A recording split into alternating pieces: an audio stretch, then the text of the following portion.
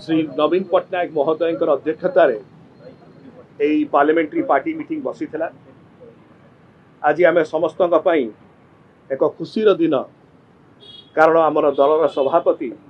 श्री नवीन पट्टनायक महोदय को आज विजु जनता दल समस्त सांसद माने सर्वसम्मति क्रमे Biju Janata Dal parliamentary party chairperson भाव निर्वाचित कर आज नवीन बाबूंकर नेतृत्व में Biju Janata Dal parliamentary party chairperson भाव से आमको जो उद्बोधन देती केमतिका 4.5 कोटी ओडिशावासी आम स्वर हो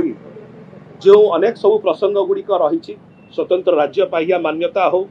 आदिवासी कल्याण हो महिला सशक्तिकरण हो चाषी को उन्नति हो अनेक प्रसंग अच्छी जहाँ को आपण सम्मुखें रखीचु ए समस्त प्रसंग को लेकर एक स्ट्रॉन्ग अपोजिशन भाव एक सुदृढ़ विरोधी दल भाव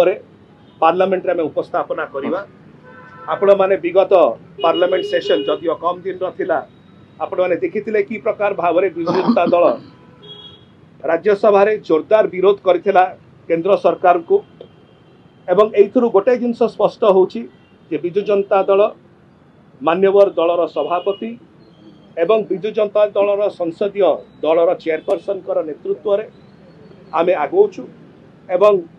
एई जो अधिवेशन आसुछि सेठी मध्य ओडिशार सर्वांगीन विकास एवं जुक्तियुक्त जो डिमांड्स गुड़िक रही ताकू नहीं हम उत्थापन कर देखु विजु जनता दल गोटे एग्रेसिव अपोजिशन पार्टी भाव आज सुपरिचित भारत वर्ष एवं प्रथम थर पर बोधे आपण मैंने देखिए मान्यवर